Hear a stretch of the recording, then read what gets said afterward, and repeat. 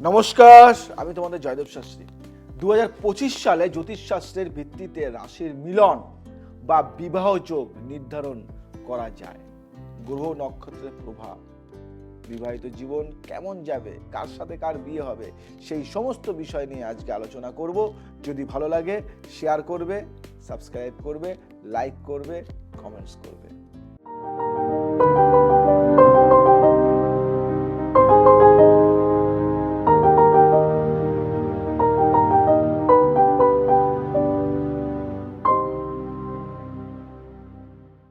দাম্পত্য সুখের ক্ষেত্রে গুরুত্বপূর্ণ ভূমিকা পালন করে। এখানে রাশিচক্র অনুসারে কার সঙ্গে বিবাহ করলে উন্নতি হবে এবং কার সঙ্গে সমস্যা হতে পারে তার বিশদ আলোচনা আজ জয়দেব শাস্ত্রী করবে। শুনতে থাকো। যেসব রাশির মিলনে দাম্পত্য জীবন উন্নত হবে, ভালো মিল।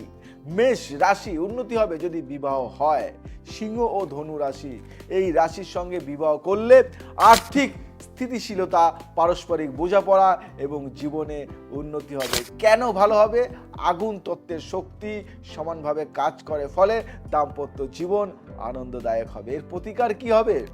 এর প্রতিকারও আমি বলে দিচ্ছি। হনুমান চালিসা পাঠ করুন এবং লাল রঙের পোশাক বা বস্তু ব্যবহার করুন এবং লাল রংটা নিজের কাছে রাখার চেষ্টা করুন। পারলে লাল পলাও কিন্তু ধারণ করতে পারেন। বৃষ রাশি উন্নতি হবে যদি বিবাহ হয় কন্যা ও মকর রাশির সাথে। এই রাশিগুলির সঙ্গে বৃষের সম্পর্ক স্থিতিশীল হবে, অর্থনৈতিক দিক শক্তিশালী হবে। কেন ভালো হবে? পৃথিবী তত্ত্বের সমন্বয়, পৃথিবী তত্ত্বের সমন্বয় আর্থিক ও পারিবারিক স্থিতিশীল দেবে। প্রতিকার কি? শুক্রবার মা লক্ষ্মীর পূজা করুন, সাদা রঙের জিনিস দান করুন, দারুণ রেজাল্ট পাবেন। সাদা ফলও খেতে পারেন, শাকালু খেতে পারেন, দান করতে পারেন এবং আপনার বাড়িতে একটা গাছও লাগাতে পারেন। মিথুন রাশি উন্নতি হবে যদি বিবাহ হয়। কার সাথে? তুলা ও কুম্ভ রাশির সাথে। বুদ্ধি এবং সামাজিক দক্ষতার উন্নতি হবে এবং সম্পর্ক দাম্পত্য জীবনে আনন্দ এবং অর্থনৈতিক প্রবৃদ্ধি আনবে। কেন ভালো হবে? বায়ুতত্ত্বের ভারসাম্য সম্পর্কে মজবুত করে। বায়ুতত্ত্ব ভারসাম্য সম্পর্ককে মজবুত করে। প্রতিকার, বুধবার গণেশ মন্ত্র জপ করুন, সবুজ রঙের ব্যবহার বাড়ান, সবুজ পোশাক পরুন, সবুজ পোশাক দান করুন, সবুজ কালি দিয়ে লেখার চেষ্টা করুন, সবুজ রং বেশি করে আপনার কাছে রাখুন। কর্কট রাশি উন্নতি হবে যদি বিবাহ হয়। কার সাথে? বৃশ্চিক ও মীন রাশির সাথে। এই রাশিগুলির সঙ্গে বিবাহ হলে মানসিক শান্তি এবং আধ্যাত্মিক উন্নতি হবে। কেন ভালো হবে? জল তত্ত্বের মিলন সম্পর্ককে গভীর করে। বুঝতে পারলে?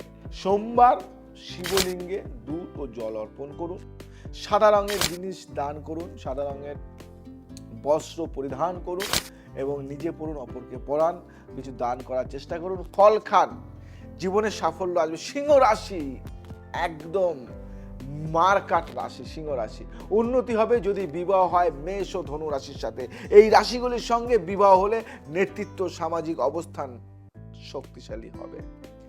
কেন ভালো হবে? আগুন তত্ত্বের শক্তি একে অপরকে সমর্থন দেয়। আগুন তত্ত্বের শক্তি একে অপরকে সমর্থন দেয়। প্রতিকার, রবিবার সূর্যদেবের পুজো করুন, লাল চন্দন ব্যবহার করুন, লাল চন্দন সাদা চন্দন একসাথে মিশিয়ে কপালে ফোঁটা দিন এবং লাল রং বেশি বেশি করে ব্যবহার করুন, নিজে ব্যবহার করুন, অপরকে পরান, লাল শাকসবজি খাওয়ার চেষ্টা করুন, লাল ফল খাওয়ার চেষ্টা করুন। কন্যা রাশি, কন্যা রাশি উন্নতি হবে যদি বিবাহ হয় বৃষ ও মকর রাশির সাথে। বৃষ ও মকর রাশি আর্থিক উন্নতি এবং পারিবারিক শান্তি বজায় থাকবে। কেন ভালো? অনেকের প্রশ্ন, কেন ভালো? কারণ পৃথিবী তত্ত্বের সমন্বয় আর্থিক স্থিতি ও সাফল্য আনে। প্রতিকার, বুধবার নারায়ণ পূজা করুন, সবুজ রঙের পোশাক পরুন, দারুণ ফল পাবেন আপনারা। সবুজ রঙের পোশাক দান করুন, সবুজ রঙের ফল খাওয়ার চেষ্টা করুন। সবুজ রং অনেক অনেক অনেক উন্নতির ফল। তুলা রাশি উন্নতি হবে যদি বিবাহ হয়। কার সাথে? তুলা রাশি বলো বলো বলো বলো, ক্যালকুলেশন করো। মিথুন ও কুম্ভ রাশির সাথে। সম্পর্কের মধ্যে সৌন্দর্য, প্রেম এবং পারস্পরিক বোঝাপড়া বৃদ্ধি পায়। কেন ভালো এটা? বায়ু তত্ত্বের শক্তি সম্পর্কের ভারসাম্য বজায় রাখে। প্রতিকার কি? শুক্রবার মা দুর্গার পূজা করুন, সাদা ফুল দান করুন। সাদা ফুল দান করলে দারুণ দারুণ ফল লাভ করা যায়। এবার যে রাশির কথা বলবো, সবাই কিন্তু অধীর আগ্রহ রয়েছে। কোন রাশি? ধনু রাশি। ধনু রাশির উন্নতি হবে যদি বিবাহ হয় মেষ ও সিংহ রাশির সাথে। জীবনে উদ্যম শক্তি এবং সামাজিক উন্নতি হবে। কেন ভালো হবে? আগুন তত্ত্ব সম্পর্ককে উদ্দীপিত করে। এর প্রতিকার কি হতে পারে? এর প্রতিকার করবেন বৃহস্পতিবার গুরু পুজো করুন, হলুদ রঙের জিনিস ব্যবহার করুন, হলুদ খান, হলুদ দান করুন, হলুদ বস্ত্র পরিধান করুন, হলুদ বস্ত্র দান করুন, হলুদ ফল খান, হলুদ জিনিস বেশি বেশি করে ব্যবহার করুন। যেসব রাশির মিলনের সমস্যা হতে পারে, এটা বলতে খারাপ লাগে তবুও বলে দিচ্ছি, খারাপ মানে খারাপ মিল। মেষ রাশির জন্য খারাপ মিল হতে পারে কর্কট এবং মকর রাশি, কারণ মেষের আগ্রাসী স্বভাব কর্কটের আবেগী প্রকৃতির সঙ্গে মানানসই নয়। বৃষ রাশি খারাপ মিল সিংহ এবং ধনু রাশি, কারণ বৃষের ধীর ও স্থির স্বভাব সিংহের নেতৃত্ব ধর্মী এবং ধনুর উদ্যমী প্রকৃতির সঙ্গে সংঘর্ষ সৃষ্টি করতে পারে। মিথুন রাশি খারাপ মিল কার সাথে হয়? বৃশ্চিক এবং মকর রাশির সাথে, কারণ মিথুনের পরিবর্তনশীল স্বভাব বৃশ্চিকের গভীর প্রকৃতি বা মকরের স্থিরতাকে বিরক্ত করতে পারে। কর্কট রাশি খারাপ মিল মিথুন এবং ধনু রাশি, কারণ কর্কটের আবেগ মিথুন বা ধনুর মুক্ত স্বভাবের সঙ্গে মানানসই। বুঝতে পারলে? প্রতিকার কি হতে পারে? সব রাশির জন্য নিয়মিত পুজো পাঠ করুন। দাম্পত্য জীবনের সমস্যা থাকলে নবরাত্রিতে বিশেষ পুজো করুন। পারস্পরিক বোঝাপড়া এবং ধৈর্য বজায় রাখুন। জানেন তো কেন ডিভোর্স হয়, কেন ছাড়াছাড়ি হয়, কেন বিয়ে হলে একে অপরের সাথে সম্পর্ক থাকে না? তার কারণ কিন্তু এটাই, এক রাশির সাথে আর একটা রাশির মিল হয় না। 2025 সালে উন্নতির জন্য রাশিচক্রের মিল গুরুত্বপূর্ণ।